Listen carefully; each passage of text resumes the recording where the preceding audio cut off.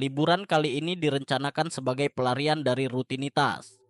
Dina, Raka, Andi, Lila, dan Sita, kelima sahabat yang sudah bersahabat sejak SMA, memutuskan untuk pergi ke pegunungan. Tujuan mereka adalah sebuah villa yang terkenal dengan pemandangan indah dan udara segar. Dengan penuh semangat, mereka memulai perjalanan menggunakan mobil milik Andi. Namun, segalanya mulai terasa aneh ketika mereka mulai mengikuti rute dari aplikasi peta digital.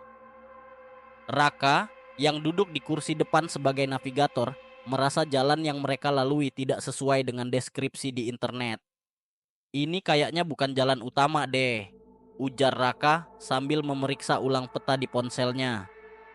Ah, santai aja.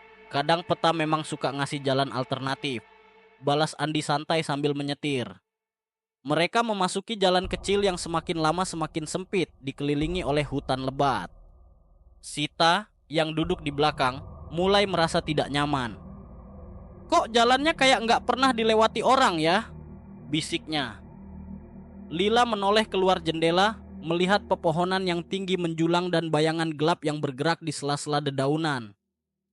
Kayak ada yang ngikutin kita, katanya, membuat suasana di mobil semakin tegang. Setelah hampir 1 jam tanpa bertemu siapapun, mereka akhirnya tiba di sebuah desa kecil yang terpencil. Desa itu terlihat sepi, hanya ada beberapa rumah tua dengan cat yang sudah mengelupas. Ini pasti desa terakhir sebelum kita sampai ke villa, ujar Andi sambil memarkir mobil di tepi jalan. Namun, sesuatu di desa itu terasa tidak biasa. Penduduk desa yang mereka lihat dari kejauhan hanya berdiri diam, menatap mereka tanpa ekspresi. Ketika mobil mereka berhenti, seorang nenek tua muncul dari balik salah satu rumah. Wajahnya penuh keriput, tetapi matanya terlihat tajam, seperti sedang mengamati sesuatu yang tidak biasa. Anak-anak, kalian salah tempat. Pergi sebelum matahari terbenam, katanya dengan suara serak. Kelima sahabat itu saling bertukar pandang, merasa canggung, tetapi juga penasaran. Dina, yang paling berani, mencoba bertanya, "Kenapa, Bu? Memangnya kenapa kalau kami di sini sampai malam?" Namun, si nenek tidak menjawab. Dia hanya berbalik masuk ke rumahnya dan menutup pintu dengan keras. "Ah, itu cuma omong kosong buat nakut-nakutin turis," ujar Andi sambil tertawa. Tetapi saat mereka kembali ke mobil untuk melanjutkan perjalanan, mesin mobil mendadak mati. Andi mencoba menyalakan kembali mesinnya, tetapi hanya ada suara dengungan. "Mobil ini baru diservis minggu lalu, kok tiba-tiba mogok?" katanya sambil membuka kap mesin. Ketika memeriksa kabel-kabelnya, Andi terkejut melihat kabel yang biasanya terhubung rapi kini seperti dipotong dengan paksa. "Siapa yang ngelakuin ini?" tanyanya dengan nada panik. Mereka mulai merasa ada yang salah. Matahari perlahan mulai turun dan desa itu menjadi semakin sunyi. Angin dingin mulai berhembus, membawa aroma tanah basah yang aneh. "Kita nggak bisa jalan kaki kemana-mana, kan? Hutan terlalu lebat, kita nggak tahu jalan," ujar Lila. Suaranya mulai gemetar. Sementara mereka berdiskusi, seorang pria tua dengan tongkat berjalan mendekat. Dia memperkenalkan diri sebagai Pak Marwan, salah satu penduduk desa. "Kalian bisa menginap di rumah saya malam ini, tapi ada syaratnya," kata Pak Marwan dengan nada serius. "Apa syaratnya, Pak?" tanya Raka dengan hati-hati. Pak Marwan menatap mereka tajam sebelum menjawab. "Apapun yang kalian dengar atau lihat malam ini, jangan pernah membuka pintu atau jendela." Kalimat itu membuat bulu kuduk mereka berdiri. Namun, tanpa pilihan lain, mereka mengikuti Pak Marwan menuju rumahnya, sebuah bangunan kayu tua yang terasa dingin bahkan sebelum mereka masuk. Saat malam tiba, ketegangan semakin terasa. Di luar, suara langkah kaki terdengar berkeliling rumah. Dina, yang duduk di dekat jendela, merasa ada sesuatu yang bergerak di kegelapan. "Kalian dengar itu?" bisiknya, tetapi sebelum ada yang menjawab, suara ketukan keras terdengar di pintu depan. Ketukan itu semakin keras, dan di sela-sela ketukan, terdengar suara wanita memohon, "Tolong buka pintunya, aku kedinginan." Suara itu begitu menyayat hati, membuat mereka ingin menolong. Namun, terngiang peringatan Pak Marwan. Jangan pernah membuka pintu atau jendela. Jangan lakukan itu, Dina. Lila menarik tangan Dina yang hampir mendekati pintu. Ketegangan meningkat ketika suara itu berubah menjadi tawa mengerikan, seolah-olah seseorang sedang menertawakan mereka dari luar. Dina mundur dengan wajah pucat, dan sahabat-sahabatnya hanya bisa saling menatap dalam ketakutan, menyadari bahwa malam ini tidak akan berjalan seperti yang mereka harapkan. Malam itu terasa begitu panjang. Rumah Pak Marwan yang kecil tampak lebih menyeramkan dibandingkan luar. Dinding kayunya terlihat tua dan berderit setiap kali angin malam menerpa. Lampu redup satu-satunya di ruang tengah mengayun pelan, menciptakan bayangan-bayangan aneh di sekeliling ruangan. "Pak, sebenarnya apa yang ada di luar?" tanya Raka, mencoba menenangkan diri. Pak Marwan, yang sedang duduk di sudut ruangan sambil memegang tongkatnya, menghela napas panjang.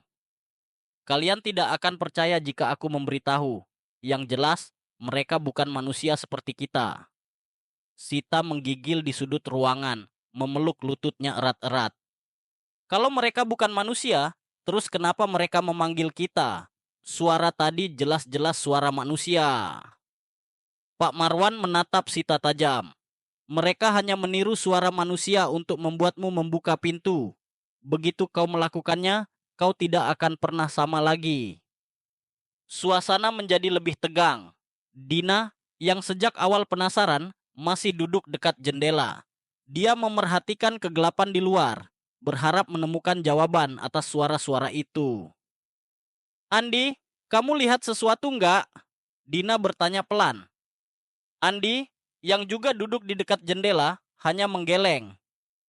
"Gelap banget di luar, tapi aku rasa ada sesuatu di sana, kayak bayangan." Ketika Andi selesai berbicara, suara langkah kaki mulai terdengar di luar.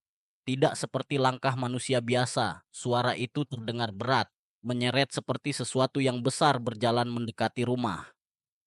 "Jangan lihat keluar," tegas Pak Marwan sambil memukul lantai dengan tongkatnya. Namun, rasa penasaran Dina terlalu besar. Dia membuka sedikit tirai di jendela untuk mengintip.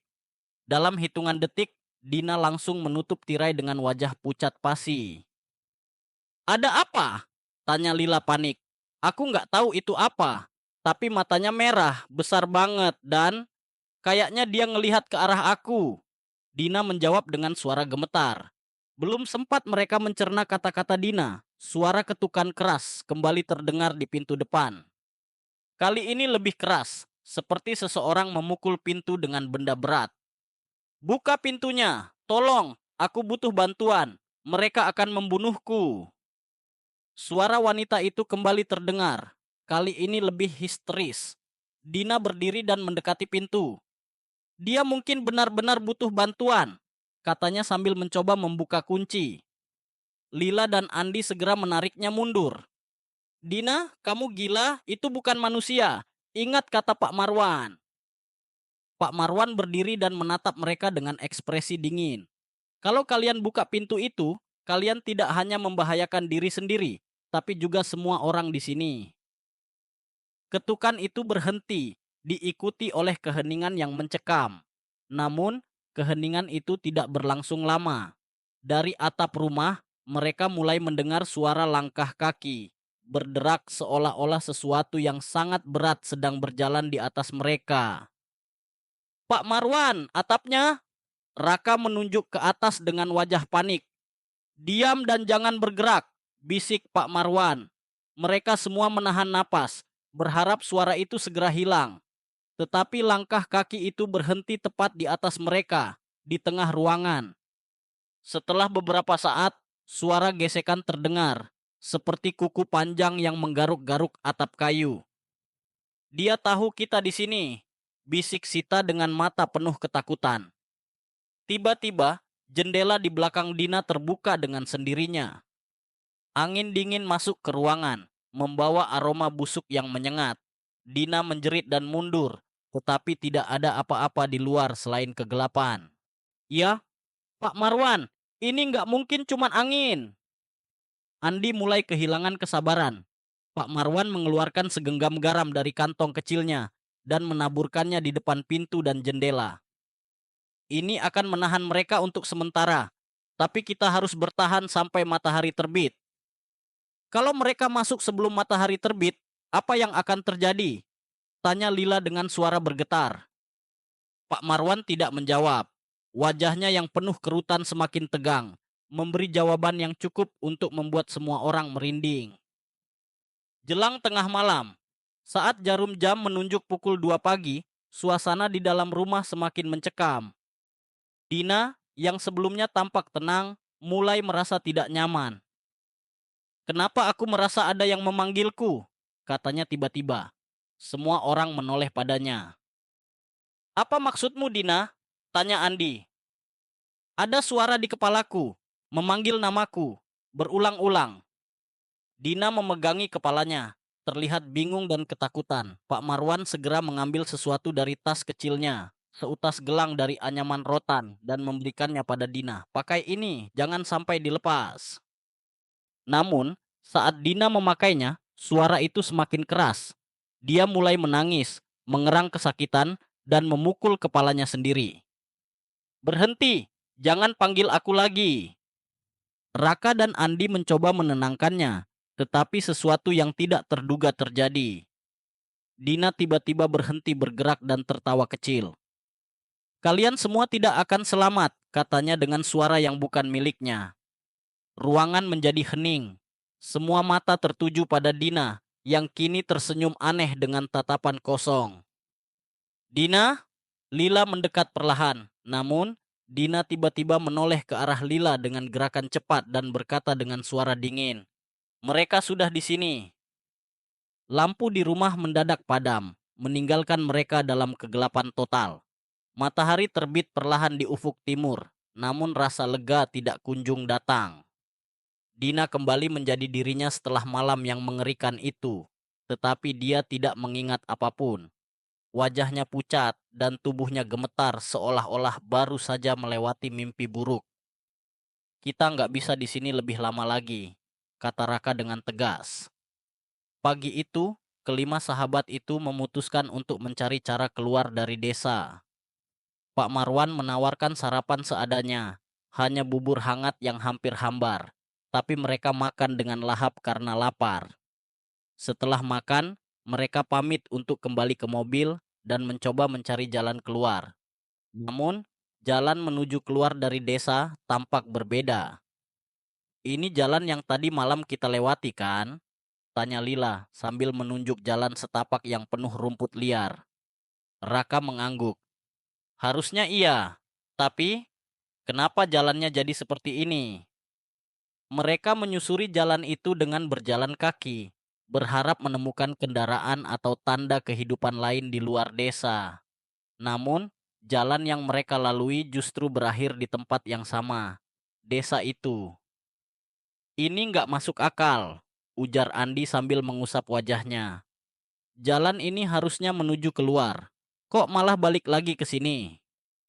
Mereka mencoba rute lain, tapi hasilnya tetap sama. Entah bagaimana, setiap jalan yang mereka pilih selalu berakhir di tempat yang sama. Desa itu seperti labirin yang tidak memiliki pintu keluar. "Pak Marwan pasti tahu sesuatu," desak Lila, penduduk yang misterius. Saat mereka kembali ke desa, penduduk terlihat menjalani aktivitas seperti biasa. Tapi ada yang janggal. Semua orang hanya melakukan pekerjaan mereka tanpa suara. Tidak ada yang berbicara satu sama lain. Ketika Raka mencoba bertanya pada seorang pria yang sedang menyapu, pria itu hanya menoleh dengan tatapan kosong dan kembali bekerja tanpa sepatah kata. "Kok kayak orang nggak punya jiwa ya?" gumam Sita. Di salah satu sudut desa, mereka menemukan seorang anak kecil duduk di depan rumahnya, menggambar dengan kapur di tanah. Dina mencoba mendekati anak itu, berharap mendapatkan jawaban. "Adek, tahu nggak gimana caranya keluar dari desa ini?" tanya Dina dengan lembut. Anak itu tidak menjawab. Dia hanya terus menggambar simbol-simbol aneh di tanah, lingkaran-lingkaran dengan garis-garis yang bersilangan di dalamnya. "Apa itu?" tanya Andi. menunjuk gambar tersebut.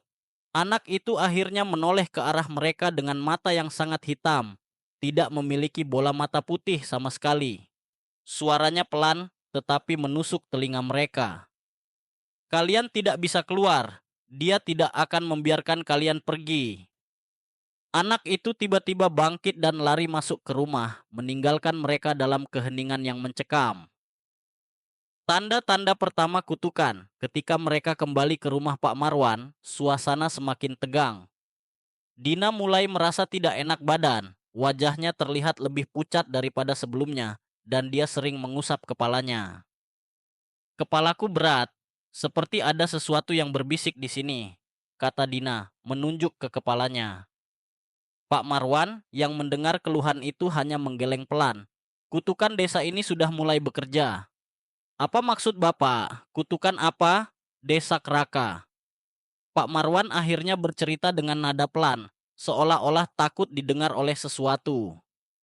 Dulu, desa ini adalah tempat orang-orang melakukan ritual kuno untuk memanggil makhluk dari dunia lain. Mereka menginginkan kekayaan, umur panjang, dan kekuatan. Tapi mereka tidak mengikuti aturan. Ritual itu gagal, dan makhluk yang mereka panggil menghukum mereka dengan kutukan. Desa ini menjadi penjara. Waktu tidak berjalan normal di sini, dan siapapun yang masuk tidak akan bisa keluar. Sita memegang lengan Lila erat-erat. Jadi, kita terjebak di sini selamanya? Pak Marwan mengangguk pelan. Kecuali kalian menemukan cara untuk mengakhiri kutukan ini. Tapi itu berbahaya. Bahaya seperti apa? Tanya Andi. Pak Marwan tidak menjawab langsung. Dia hanya menunjuk ke arah simbol-simbol aneh yang tergambar di dinding rumahnya.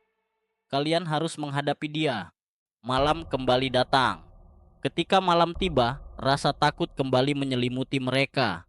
Suara langkah-langkah berat dari malam sebelumnya kembali terdengar. Kali ini lebih banyak dan lebih dekat. Dina mulai mendengar bisikan lagi, tetapi kali ini lebih jelas. Dina, buka pintunya, kami menunggumu. Dina mencoba menutup telinganya, tetapi bisikan itu tidak berhenti. Lila yang tidur di dekatnya terbangun ketika melihat Dina berdiri di depan pintu, hendak membuka kuncinya. Dina, apa yang kamu lakukan? Teriak Lila sambil menariknya. Aku nggak tahu. Aku cuma merasa harus membuka pintu itu, jawab Dina dengan suara bergetar. Raka dan Andi segera mendekat, memastikan pintu tetap terkunci. Namun, ketukan keras kembali terdengar. Kali ini lebih keras daripada sebelumnya. Buka! Kami tahu kalian ada di dalam. Lampu di rumah padam seketika, meninggalkan mereka dalam kegelapan total. Dalam gelap, suara tawa kecil mulai terdengar, diikuti oleh suara langkah kaki yang bergerak di dalam rumah. Ada yang masuk! Teriak Sita. Pak Marwan berusaha menenangkan mereka. Jangan panik, tetap di tempat kalian dan jangan bicara. Namun, ketika suara langkah itu semakin mendekat, mereka semua tahu bahwa malam ini mereka tidak hanya berhadapan dengan kegelapan, tetapi juga dengan sesuatu yang lebih menyeramkan.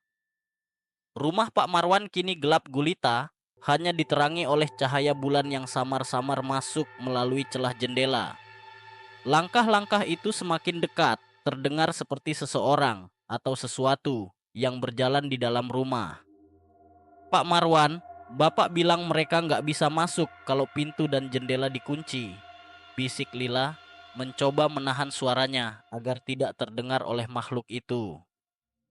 Pak Marwan menghela napas panjang. Itu kalau mereka belum menemukan kelemahannya. Salah satu dari kalian mungkin telah menarik perhatian mereka. Semua mata tertuju pada Dina. Aku nggak sengaja. Aku cuma mendengar bisikan-bisikan itu. Aku nggak tahu kenapa. Dina membela diri dengan air mata mengalir di pipinya. Pak Marwan menatap Dina dengan serius. Kau membawa mereka masuk. Mereka ada di sini karena kau. Sebelum Dina bisa menjawab, suara itu semakin dekat.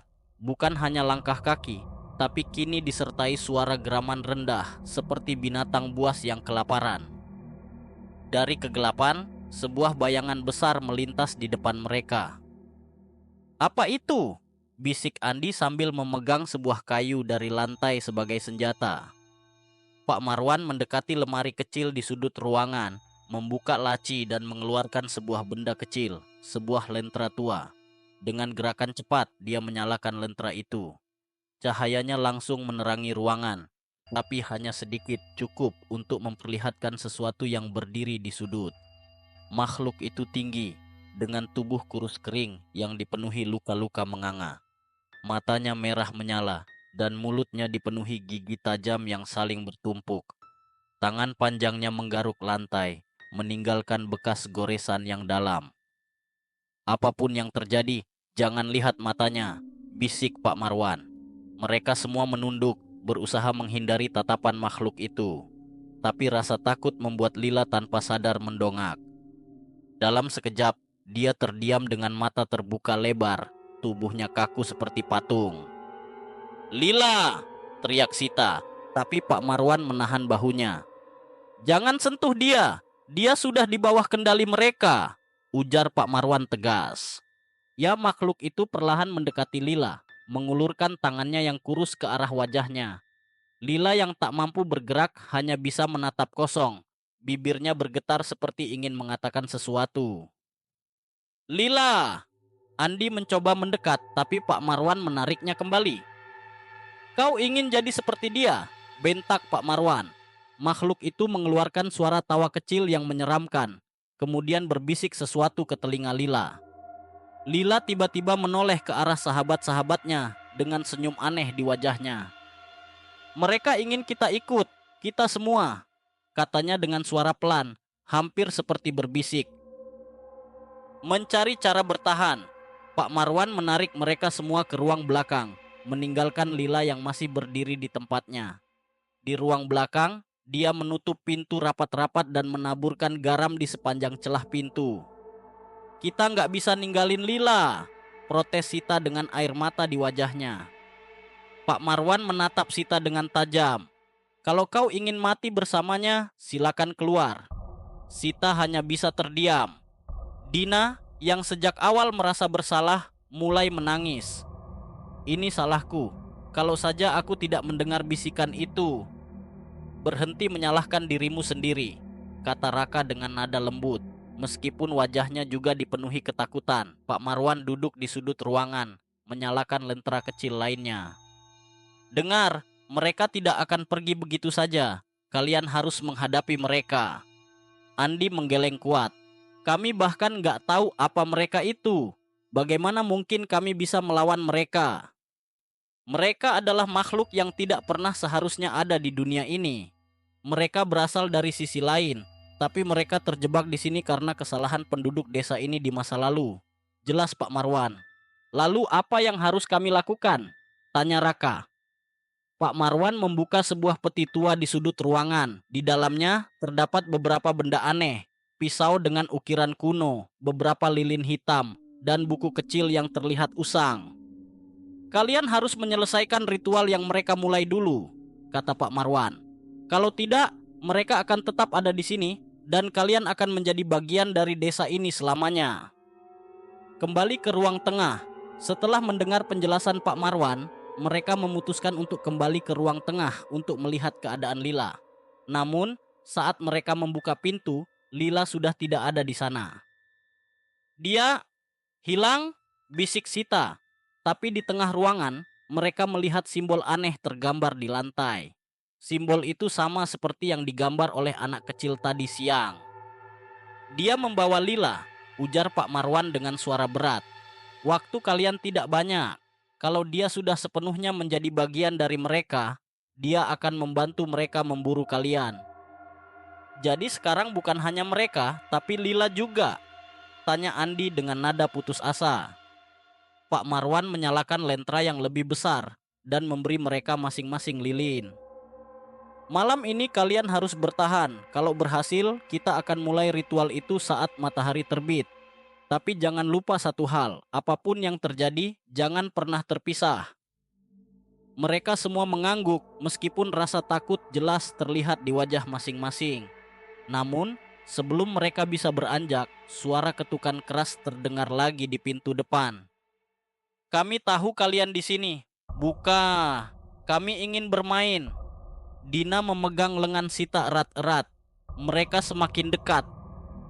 "Diam!" bisik Pak Marwan, menyalakan lilin di tangannya. Tiba-tiba, suara tawa kecil terdengar dari belakang mereka. Ketika mereka berbalik, Lila berdiri di sudut ruangan dengan senyum lebar yang mengerikan. "Apa kalian benar-benar berpikir bisa lari?" katanya dengan suara yang bukan miliknya. Lampu lentera Pak Marwan tiba-tiba padam. Gelap kembali menyelimuti rumah itu, diiringi suara langkah kaki dan tawa menyeramkan yang menggema dari segala arah. Kegelapan menyelimuti seluruh ruangan setelah lentera Pak Marwan padam. Suara langkah kaki dan tawa menyeramkan bergema di setiap sudut rumah. Lila, yang sebelumnya terlihat aneh, kini berdiri tak jauh dari mereka dengan senyuman mengerikan. "Pak Marwan, apa yang harus kita lakukan?" bisik Sita dengan suara gemetar. "Jangan panik." Pak Marwan segera merogoh kantongnya, mengeluarkan segenggam garam, dan melemparkannya ke arah Lila. Garam itu mengenai lantai di depan Lila, menciptakan percikan cahaya kecil. Lila mundur selangkah, matanya berubah merah menyala. Suaranya terdengar lebih berat, seperti dua suara berbicara bersamaan. "Kalian tidak bisa lari. Desa ini adalah penjara, dan aku sudah menjadi bagian darinya. Kalian juga akan segera bergabung." "Lila, sadar, ini bukan kamu!" teriak Dina, air matanya mengalir deras. Namun, Lila hanya tertawa, kemudian berlari ke dalam kegelapan dengan gerakan yang tidak alami, seperti meluncur di udara. Suasana menjadi lebih sunyi, tetapi ketegangan makin meningkat. Pak Marwan segera memimpin mereka menuju loteng. "Ikut aku, kita harus naik ke tempat yang lebih tinggi." Tangga kayu tua menuju loteng berderit di setiap pijakan, seolah-olah bisa runtuh kapan saja. Di atas, mereka menemukan ruang kecil yang penuh dengan barang-barang tua berdebu. Pak Marwan menutup pintu loteng dengan cepat, lalu menaburkan garam di sepanjang celah pintu dan sekeliling ruangan. "Kenapa kita harus ke sini?" tanya Raka sambil terengah-engah. "Mereka lebih lemah saat kita berada di atas tanah. Tapi ini hanya sementara," jawab Pak Marwan sambil mengeluarkan buku tua dari sakunya. Andi mengambil lentera cadangan dari salah satu sudut loteng, menyalakannya dengan gemetar. Cahaya lentera itu memperlihatkan ruangan penuh kotak-kotak kayu tua dan kain putih yang menutupi perabotan. Sita melihat simbol-simbol aneh yang tergambar di salah satu kotak. "Ini seperti simbol yang digambar anak kecil tadi siang," katanya. Pak Marwan mengangguk. "Itu adalah kunci untuk memulai ritual, tapi melakukannya membutuhkan pengorbanan besar." "Pengorbanan apa?" tanya Andi, wajahnya penuh rasa curiga. Pak Marwan tidak menjawab, hanya menatap Dina dengan mata penuh beban. Bisikan di loteng. Dina mulai merasa tidak nyaman. Kepalanya kembali berat, dan bisikan-bisikan itu semakin keras. "Dina, biarkan kami masuk. Mereka tidak akan bisa melindungimu." Dina mencoba menutup telinganya, tetapi suara itu semakin kuat, seolah-olah langsung berbicara di dalam kepalanya. Dia berusaha tetap tenang, tetapi tubuhnya mulai gemetar. "Dina, kamu kenapa?" tanya Sita dengan nada khawatir. Dina menggelengkan kepala. "Aku nggak tahu. Suara itu terus memanggilku." Pak Marwan menatap Dina dengan tajam. "Mereka memilihmu. Kau adalah jembatan mereka." Semua orang terdiam. Dina menatap Pak Marwan dengan mata membesar. "Apa maksud Bapak? Aku nggak mau jadi jembatan mereka." "Bukan kau yang memilih, tapi mereka yang memilihmu. Mungkin karena kau yang pertama kali mendengar bisikan mereka." Jelas Pak Marwan. Dina panik, mulai berdiri dan berjalan bolak-balik. "Tidak, aku nggak mau mati di sini. Aku nggak mau jadi bagian dari mereka." Raka mencoba menenangkannya. "Dina, tenang. Kita akan cari jalan keluar. Kita nggak akan ninggalin kamu." Namun, sebelum mereka bisa bicara lebih jauh, Suara tawa kembali terdengar. Kali ini sangat dekat, seperti datang dari balik pintu loteng. Kami menemukan kalian. Pintu loteng bergetar keras, seolah-olah sesuatu sedang mencoba mendobraknya.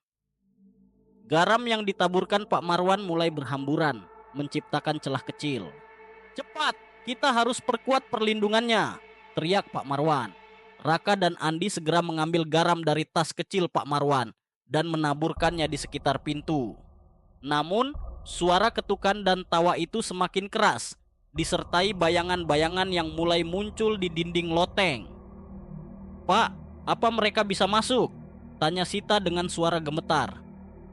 "Belum, tapi waktunya hampir habis," jawab Pak Marwan. Rahasia ritual. Pak Marwan membuka buku tua itu dan menunjukkan halaman yang penuh dengan simbol dan tulisan tangan. "Ini adalah ritual untuk mengakhiri kutukan desa ini. Tapi untuk melakukannya, kita harus memanggil mereka ke satu tempat dan mengikat mereka kembali ke dunia asal mereka." "Bagaimana caranya?" tanya Raka. "Kita harus menggunakan jembatan mereka," jawab Pak Marwan sambil menatap Dina. Dina mundur ketakutan. "Aku? Tidak, aku nggak mau. Pasti ada cara lain." "Kau tidak akan mati jika kita berhasil," kata Pak Marwan dengan nada serius. "Tapi kalau kita gagal, mereka akan menjadikanmu salah satu dari mereka." Andi melangkah maju. "Pak, apa nggak ada cara lain selain melibatkan Dina? Kenapa harus dia?" "Karena dia yang dipilih," jawab Pak Marwan tegas. "Dia adalah kunci. Tanpa dia, kita tidak bisa melakukan apa-apa." Sebelum mereka bisa memutuskan, pintu loteng tiba-tiba terbuka sedikit dan suara tawa itu semakin keras. Dari celah pintu, mereka melihat mata merah menyala mengintip ke dalam. "Waktunya hampir habis," bisik Pak Marwan. "Kalian harus memutuskan sekarang."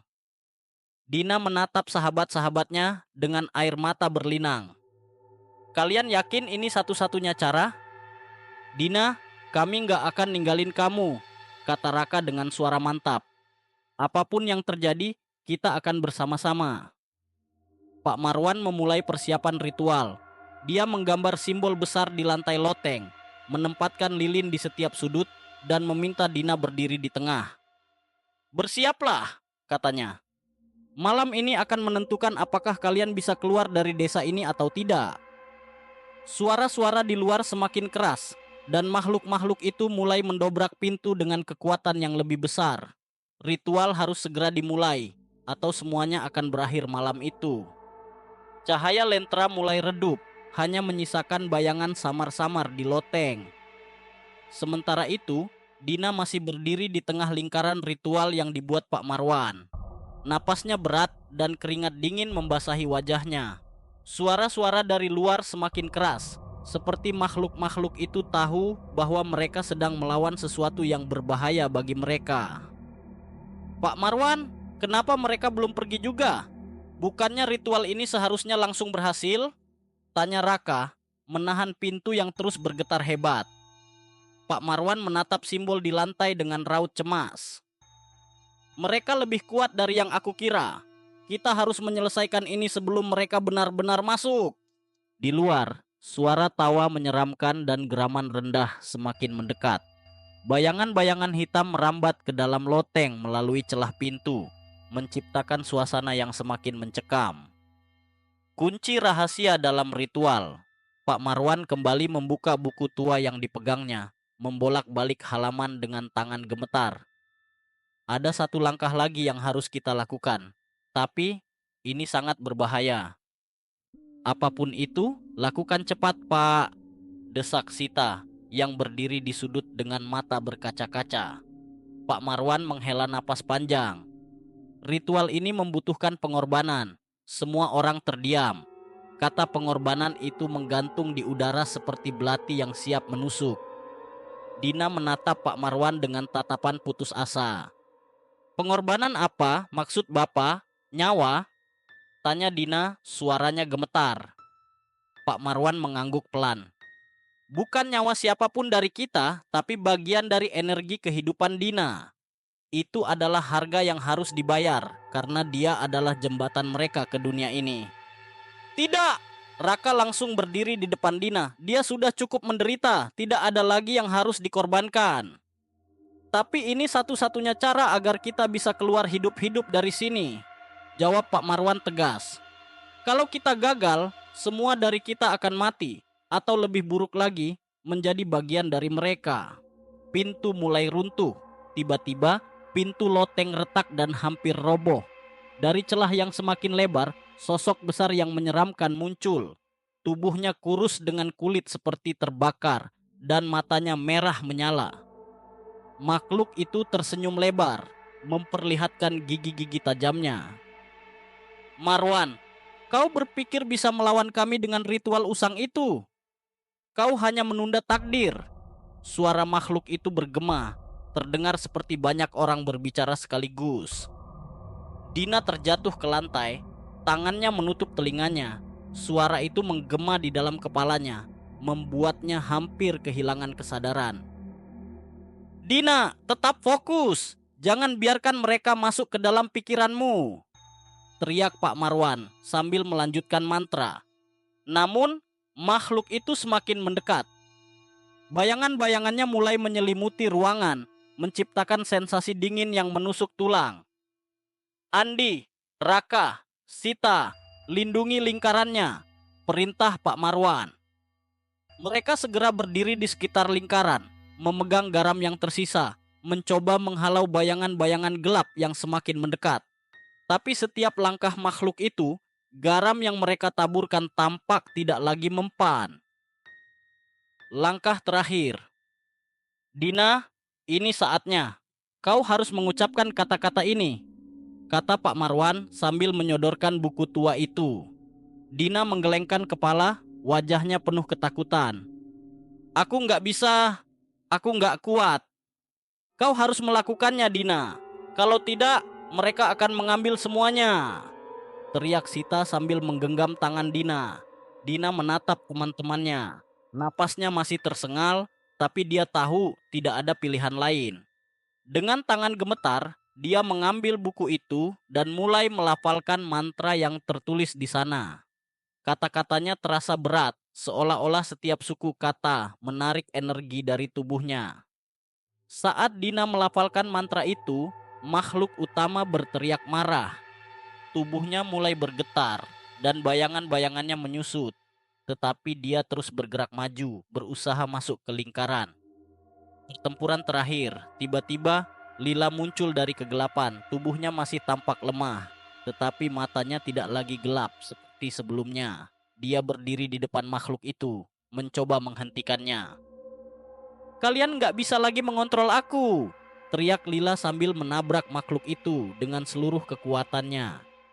Makhluk itu terhuyung ke belakang, tetapi segera kembali berdiri. Pengkhianat! Pak Marwan segera mengambil pisau kecil yang dia gunakan sebelumnya dan melemparkannya ke arah makhluk itu. Pisau itu menancap di dadanya, membuatnya berteriak kesakitan. Tubuhnya mulai membakar perlahan, seperti api yang menghanguskan bayangan. Dina menyelesaikan mantranya. Cahaya terang memenuhi ruangan, memaksa makhluk-makhluk itu untuk mundur. Satu persatu mereka menghilang, tersedot kembali ke dalam celah gelap yang muncul di tengah ruangan. Makhluk utama menatap Dina dengan penuh kebencian. Kita akan kembali. Kau tidak bisa melarikan diri dari kami. Dan dengan itu, makhluk itu lenyap. Keheningan yang mencekam. Setelah semuanya berakhir, ruangan menjadi sangat sunyi. Dina terjatuh ke lantai, tubuhnya lemah, tetapi dia masih hidup. Sudah selesai? Tanya Sita, hampir tidak percaya. Pak Marwan mengangguk. Untuk sekarang, ya, tapi kutukan ini belum sepenuhnya hilang. Desa ini masih terhubung dengan mereka. Kita hanya menghentikan mereka untuk sementara. Lila, yang kini tampak seperti dirinya sendiri, mendekat. Aku minta maaf. Aku nggak tahu apa yang terjadi. Raka memeluk Lila dengan erat. Yang penting kamu selamat.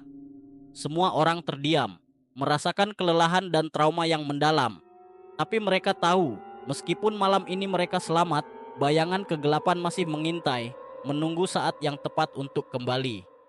Malam itu terasa lebih panjang dari biasanya. Setelah ritual selesai, mereka semua turun dari loteng dengan tubuh lemah dan pikiran kacau. Rumah itu terasa sunyi, tetapi ada sesuatu yang aneh. Keheningan itu terlalu dalam, seolah-olah sedang mengawasi mereka. "Pak Marwan, apakah kita benar-benar aman sekarang?" tanya Raka yang membantu Dina duduk di kursi ruang tamu. Pak Marwan mengangguk perlahan, meskipun matanya tetap waspada. "Untuk sementara iya, tapi desa ini masih menyimpan rahasia kelam. Aku khawatir mereka belum sepenuhnya menyerah." Andi memandang ke arah jendela yang sekarang tertutup rapat. "Kalau begitu, kenapa kita nggak pergi saja dari sini? Tinggalkan tempat ini selamanya." Pak Marwan menghela napas. "Itu bukan solusi. Kegelapan ini terikat dengan desa. Kalau kita pergi tanpa menyelesaikan semuanya, mereka akan mengikuti kita kemanapun." Semua orang terdiam. Kata-kata itu membuat mereka sadar bahwa tidak ada jalan keluar mudah dari mimpi buruk ini. Cermin tua. Saat mereka beristirahat, Dina yang sejak tadi diam tiba-tiba memandang ke arah sudut ruangan. Di sana ada cermin tua yang sebelumnya tidak mereka sadari. Cermin itu besar dengan bingkai kayu berukir yang terlihat usang. "Cermin itu sejak kapan ada di sini?" bisik Dina dengan suara serak. Pak Marwan memandang ke arah cermin dan terlihat bingung. "Itu bukan milik rumah ini. Seharusnya tidak ada di sini." Sita berdiri, mendekati cermin dengan ragu-ragu. Saat dia melihat bayangannya sendiri di dalam cermin, dia merasa ada yang aneh. Wajahnya tampak sedikit berbeda. Mata di bayangan itu terlihat lebih gelap dan bibirnya tersenyum tipis meskipun dia tidak tersenyum. "Sita, jangan terlalu dekat!" teriak Pak Marwan, tetapi terlambat. Sita menyentuh permukaan cermin dan tiba-tiba tubuhnya tersentak. Matanya membelalak dan dia terjatuh ke lantai. Suara dari cermin. Dina berlari mendekati Sita. "Sita, kamu nggak apa-apa?" Sita membuka matanya perlahan, tetapi ada sesuatu yang salah. Cara dia memandang Dina bukan seperti biasanya. Senyum kecil terbentuk di bibirnya. "Aku baik-baik saja, Dina," jawab Sita dengan suara yang terdengar aneh, seperti ada gema di baliknya. Raka dan Andi langsung berdiri, bersiap menghadapi apapun. "Pak Marwan, ada apa dengan dia?" tanya Raka panik. Pak Marwan mengambil pisau kecilnya lagi. "Dia tidak sendirian. Sesuatu dari cermin itu sudah masuk ke dalam dirinya." Sita tiba-tiba tertawa kecil. "Kalian pikir kalian sudah menang? Ini baru permulaan." Bayangan yang membelah realitas. Cermin itu mulai bersinar dengan cahaya gelap dan bayangan dari dalamnya keluar perlahan. Bentuknya seperti asap hitam yang terus bergerak, tetapi dengan mata merah yang bersinar tajam. "Pak Marwan, apa yang harus kita lakukan?" tanya Andi, suaranya gemetar. "Jangan biarkan Sita mendekati cermin lagi. Dan jangan ada yang melihat langsung ke bayangan itu," teriak Pak Marwan sambil merapalkan mantra dari bukunya. Namun, bayangan itu bergerak cepat, menyelimuti ruangan seperti kabut. Semua orang mencoba menutup mata, tetapi suara bisikan mulai terdengar di kepala mereka. "Dina, kau tahu ini belum selesai. Kau adalah kunci segalanya." Dina merasa tubuhnya semakin lemah, seolah-olah bayangan itu menarik energi hidupnya. Raka memeluknya erat, mencoba melindunginya dari kabut yang mengelilingi mereka. Sita melawan. Sita, yang kini terlihat dikendalikan oleh sesuatu, berdiri perlahan. Tangannya terangkat menunjuk ke arah Dina. "Berikan dia pada kami dan kami akan pergi." "Jangan dengarkan mereka," seru Pak Marwan. "Mereka hanya ingin membawa Dina ke dunia mereka. Kalau itu terjadi, tidak ada yang bisa kita lakukan untuk menyelamatkannya." Andi mencoba mendekati Sita, berharap bisa menyadarkannya. "Sita, ini aku, Andi. Kamu harus melawan mereka. Jangan biarkan mereka mengendalikanmu." Sita menoleh perlahan, dan untuk sesaat ada keraguan di matanya. "Andi, aku." Namun, bayangan di dalam cermin itu kembali membisikkan sesuatu dan ekspresi Sita berubah dingin. Dia mengangkat tangannya dan sebuah kekuatan tak terlihat mendorong Andi hingga terjatuh ke dinding. Pak Marwan melawan cermin. Pak Marwan mengeluarkan sebuah botol kecil dari tasnya, berisi cairan merah seperti darah. Ini adalah satu-satunya cara menghancurkan cermin itu, katanya sambil melangkah maju. Namun, sebelum dia bisa mendekati cermin, bayangan itu menghalangi jalannya. Makhluk itu berubah bentuk menjadi sosok yang menyerupai dirinya sendiri, dengan wajah penuh luka dan senyum menyeramkan. Kau tidak cukup kuat untuk melawan kami, Marwan. Kau tahu itu, ujar bayangan itu dengan suara penuh ejekan. Tapi aku tidak akan menyerah, balas Pak Marwan sambil menyiramkan cairan merah ke arah bayangan itu. Bayangan itu berteriak, tubuhnya terbakar, tetapi cermin di belakangnya mulai bergetar hebat, seolah-olah ada sesuatu yang mencoba keluar darinya.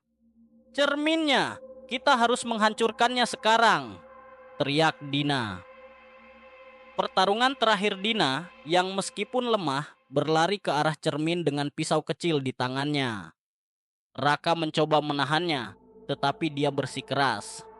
Ini harus aku yang lakukan. Mereka mengincar aku, dan aku harus mengakhirinya. Dengan seluruh kekuatannya, Dina menghantamkan pisau itu ke permukaan cermin. Suara retakan keras memenuhi ruangan, dan cahaya gelap keluar dari retakan itu. Makhluk-makhluk dari dalam cermin berteriak, mencoba melarikan diri, tetapi satu persatu mereka tersedot kembali ke dalamnya. Cermin itu akhirnya hancur berkeping-keping, dan ruangan menjadi sunyi. Sita jatuh pingsan sementara bayangan-bayangan di sekitar mereka lenyap. Icaba, setelah pecahan cermin dihancurkan, suasana rumah sejenak menjadi sunyi. Dina terbaring di lantai dengan napas tersengal, sementara Pak Marwan, Raka, Andi, dan Sita memandanginya dengan penuh kekhawatiran. Mereka berpikir semua sudah berakhir, tetapi sesuatu yang ganjil mulai terasa. Pak Marwan yang paling duluan menyadari keanehan itu. Matanya tertuju pada bayangan Dina di lantai.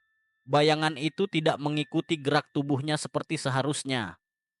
Alih-alih, bayangan itu tampak berdiri sendiri, bergerak perlahan, seakan memiliki kesadaran sendiri. Bayangannya, seru Pak Marwan sambil menunjuk. Raka menoleh dan membelalak. Itu bukan bayangan biasa. Bayangan Dina di lantai mulai bergerak, membentuk sosok hitam pekat dengan mata merah menyala. Suara tawa kecil menggema di ruangan, semakin lama semakin keras. Kalian pikir menghancurkan cermin itu cukup? Kalian salah besar. Aku masih di sini dan aku akan terus bersama Dina. Suara bayangan itu berbicara dengan nada dingin yang membuat bulu kuduk meremang. Pak Marwan dan ritual kedua. Pak Marwan segera merogoh buku ritualnya, tetapi ketika dia mencoba membuka halaman tertentu, kertasnya robek seakan ditarik oleh kekuatan tak terlihat. Sial, ritual pemisahan ini tidak akan mudah, gumamnya. Andi mendekati Dina dan menggenggam tangannya. Dina, kau harus melawan. Kau tidak bisa membiarkan dia mengendalikanmu.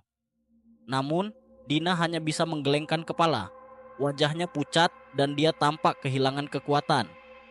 Aku merasa seperti ada sesuatu yang menarikku dari dalam.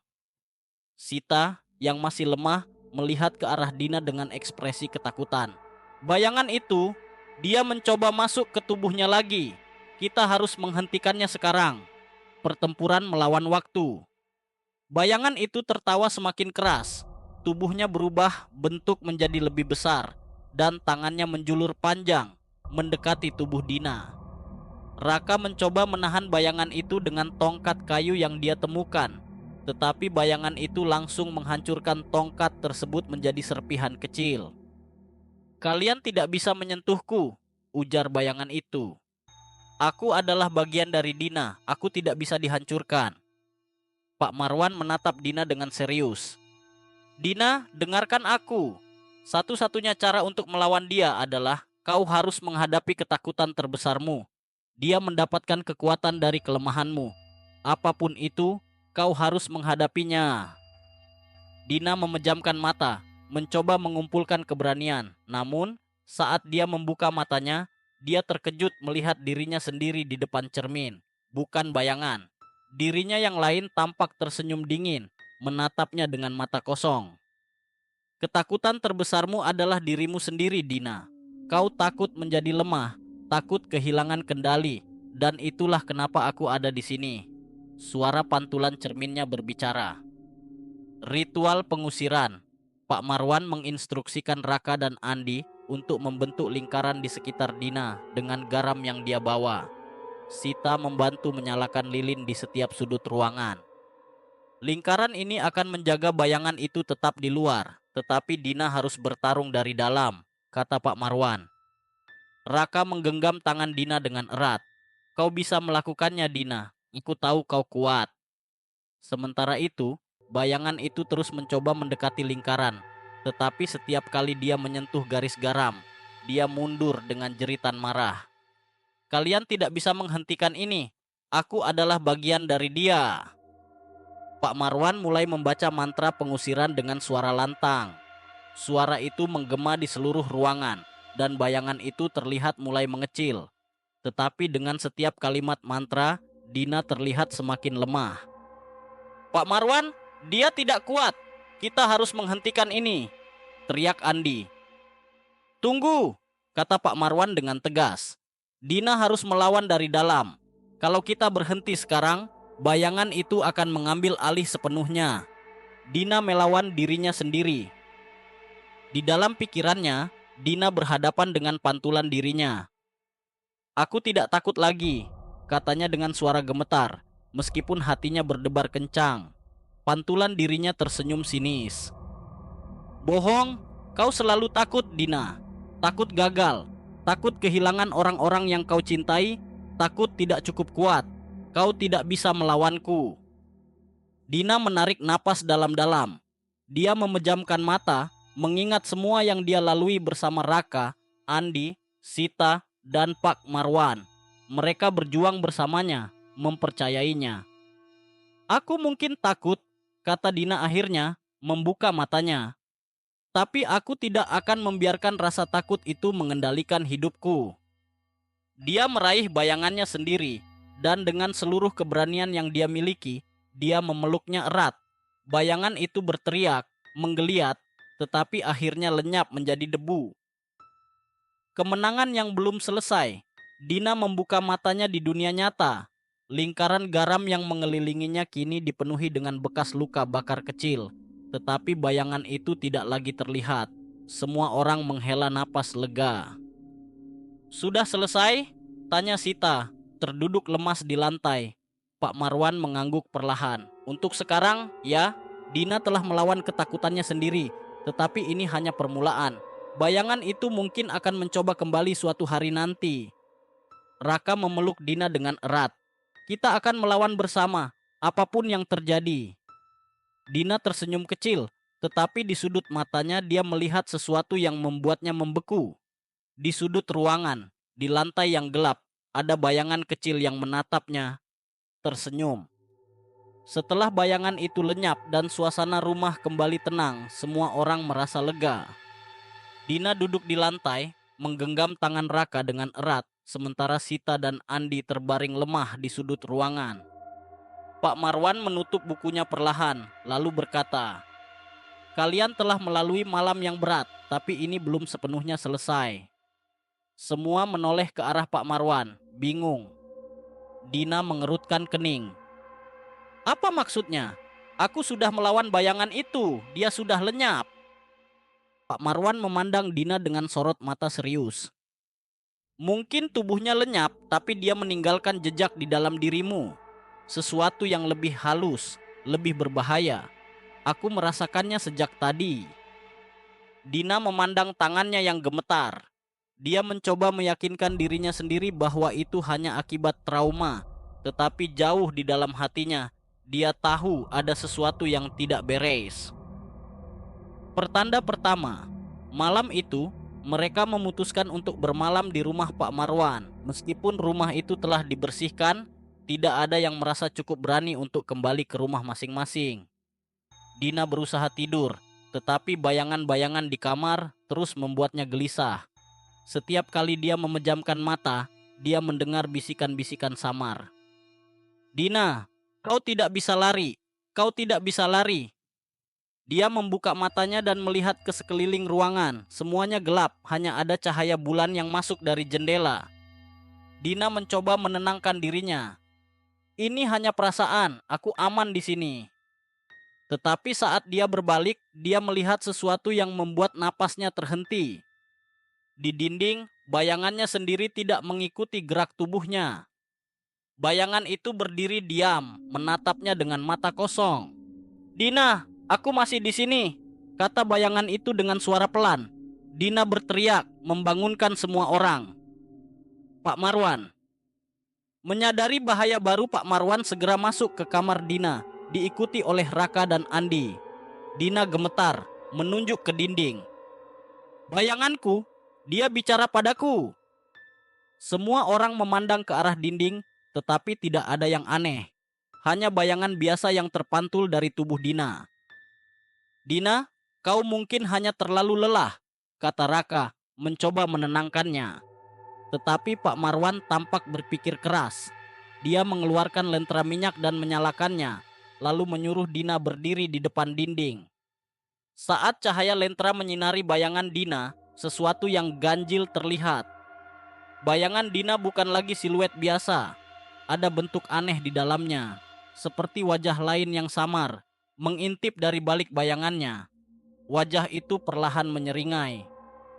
"Dia tidak benar-benar pergi," gumam Pak Marwan dengan nada cemas.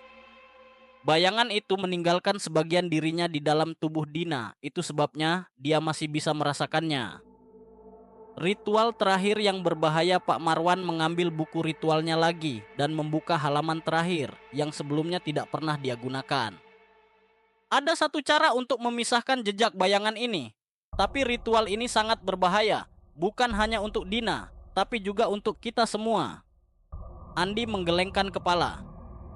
"Apa maksudnya, Pak? Dina sudah cukup menderita. Apakah ini benar-benar perlu?" Pak Marwan menatap Dina dengan serius. "Jika kita tidak melakukannya, bayangan itu akan tumbuh lebih kuat dan akhirnya mengambil alih tubuhnya. Saat itu terjadi, dia tidak akan menjadi Dina lagi." Dina menarik napas dalam-dalam. "Kalau begitu, kita harus melakukannya. Aku tidak ingin menjadi boneka untuk bayangan itu." Pak Marwan menjelaskan bahwa ritual ini membutuhkan keterlibatan semua orang. Mereka harus masuk ke dalam dunia bayangan melalui meditasi yang dipandu oleh mantra tertentu. Di sana, mereka akan mencari inti dari bayangan itu dan menghancurkannya dari dalam. Tetapi, jika mereka gagal, mereka semua bisa terperangkap di sana selamanya. Memasuki dunia bayangan, mereka semua duduk dalam lingkaran di ruang tengah rumah Pak Marwan. Lilin-lilin diletakkan di sekeliling mereka dan lantai dilukis dengan simbol-simbol aneh menggunakan kapur. Pak Marwan memulai mantranya dan perlahan mereka merasa seperti tertarik ke dalam kegelapan. Saat membuka mata, mereka tidak lagi berada di ruang tengah. Mereka berada di dunia bayangan, tempat yang dingin dan suram. Langitnya gelap dengan cahaya merah samar, dan di kejauhan mereka bisa mendengar suara langkah kaki yang mendekat. "Semuanya tetap bersama," kata Pak Marwan dengan tegas. Bayangan Dina muncul di depan mereka, kali ini dalam wujud yang jauh lebih besar dan menyeramkan. Matanya merah menyala, dan tubuhnya bergerak seperti asap hitam yang terus berubah bentuk. "Beraninya kalian datang ke sini," kata bayangan itu dengan suara menggelegar. "Ini adalah wilayahku." Raka berdiri di depan Dina, mencoba melindunginya. "Kami akan menghancurkanmu. Dina bukan milikmu." Bayangan itu tertawa keras. "Kalian bodoh jika berpikir bisa melawanku di sini. Aku adalah bagian dari Dina. Menghancurkanku berarti menghancurkan dia juga." Pilihan yang sulit. Pak Marwan menatap Dina. "Ini benar, Dina. Bayangan itu adalah bagian darimu, bagian dari ketakutan dan kelemahanmu. Kalau kau ingin menghancurkannya, kau harus siap kehilangan sebagian dari dirimu sendiri. Dina terdiam. Dia tahu ini bukan keputusan yang mudah. Tetapi melihat Raka, Andi, dan Sita yang mempertaruhkan segalanya untuk membantunya, dia merasa bahwa dia tidak punya pilihan lain. Aku siap, kata Dina akhirnya. Bayangan itu mulai menyerang, dan pertempuran di dunia bayangan pun dimulai. Dunia bayangan terasa semakin dingin. Asap hitam tebal mulai menyelimuti mereka, membuat setiap langkah terasa berat. Dina berdiri di tengah lingkaran, menatap bayangan besarnya yang melayang di depan. Sosok itu tidak lagi sekadar bayangan. Ia adalah cerminan ketakutannya yang paling mendalam. Sosok yang ia hindari selama ini. Dina, waktumu hampir habis, kata bayangan itu dengan suara serak. Aku adalah bagian darimu. Kau tahu itu. Tanpa aku, kau akan kehilangan dirimu sendiri.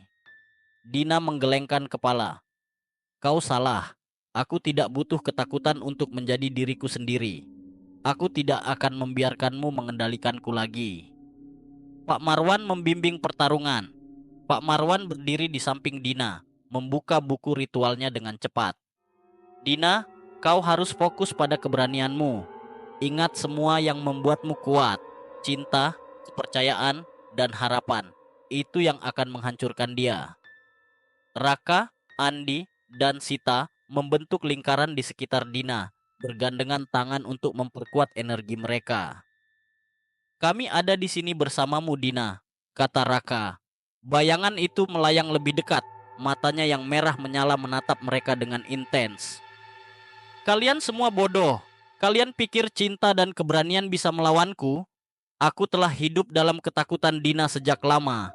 Aku tahu setiap kelemahannya. Pak Marwan mulai melantunkan mantra terakhir. Suaranya bergema dan simbol-simbol di tanah mulai bersinar terang. Bayangan itu berteriak tetapi tidak mundur. Sebaliknya, ia berubah menjadi wujud yang lebih besar dan menyeramkan, dengan tangan panjang yang melayang mencoba meraih Dina. Pertarungan di dalam diri. Tiba-tiba, Dina merasa dirinya ditarik masuk ke dalam pikirannya sendiri. Di sana, ia berada di ruang kosong dengan bayangan yang lebih kecil, namun jauh lebih intim. Sosok itu memiliki wajahnya, tetapi ekspresi yang penuh kebencian dan keraguan. Kau tidak bisa melawan aku, kata sosok itu. Aku tahu semua hal buruk yang pernah kau pikirkan. Aku tahu betapa takutnya kau kehilangan mereka yang kau cintai. Aku adalah bagian dari dirimu. Dina merasa hatinya berat, tetapi ia mengingat semua hal yang telah dilaluinya bersama Raka, Andi, Sita, dan bahkan Pak Marwan. Mereka tetap bersamanya, meskipun ia hampir menyerah. Aku mungkin takut, kata Dina dengan suara tegas. Tapi aku juga berani, dan keberanianku lebih besar daripada ketakutanku. Dina melangkah maju, mendekati bayangan itu. Sosok itu tampak ragu, perlahan mundur. Dina mengulurkan tangan, bukan untuk menyerang, tetapi untuk memeluknya. Aku menerimamu. Kau adalah bagian dari diriku, tapi kau tidak akan pernah mengendalikanku lagi, katanya dengan tenang. Bayangan itu berteriak keras, perlahan memudar menjadi cahaya kecil yang akhirnya menghilang. Kemenangan yang berat. Di dunia bayangan, tubuh Dina mulai bersinar terang, mengalahkan sosok besar yang melayang di depannya. Cahaya itu begitu terang hingga asap hitam yang menyelimuti mereka mulai sirna. Semua orang terlempar kembali ke dunia nyata dengan napas terengah-engah. Dina membuka matanya dan melihat Raka yang menggenggam tangannya. Kau berhasil, katanya dengan nada lega. Pak Marwan tersenyum kecil. Pertarungan itu mungkin sudah selesai, tapi ingat Dina, keberanianmu adalah kunci untuk melawan apapun yang mungkin datang di masa depan. Bayangan yang hilang, tetapi jejak tersisa. Rumah itu terasa lebih terang, seolah-olah energi gelap yang menyelimutinya telah lenyap. Mereka semua memutuskan untuk meninggalkan rumah itu keesokan harinya, berjanji tidak akan pernah kembali. Namun, saat Dina keluar dari rumah, ia merasa sesuatu yang aneh di belakangnya. Ketika ia menoleh, ia melihat bayangannya sendiri di tanah. Bayangan itu tampak biasa, tapi sesaat ia merasa ada senyuman kecil yang muncul di sudutnya. Dina memalingkan wajahnya dan menggenggam tangan Raka lebih erat. "Ayo pergi, aku tidak ingin melihat ke belakang lagi." Mereka berjalan meninggalkan rumah itu, tapi Dina tahu bayangan ketakutannya tidak pernah benar-benar hilang. Ia hanya perlu belajar untuk mengendalikannya selamanya. Oke, sekian cerita yang saya bawakan kali ini. Semoga cerita yang dibawakan dapat menghibur teman-teman semua, serta cerita yang saya sampaikan bisa menjadi pembelajaran bagi kita semua. Dan bagi teman-teman yang ingin membagikan kisahnya, bisa langsung saja kirimkan cerita teman-teman ke email kirimcerita.bicarahoror@gmail.com. Akhir kata saya, Bayu izin undur diri. Wassalamualaikum warahmatullahi wabarakatuh.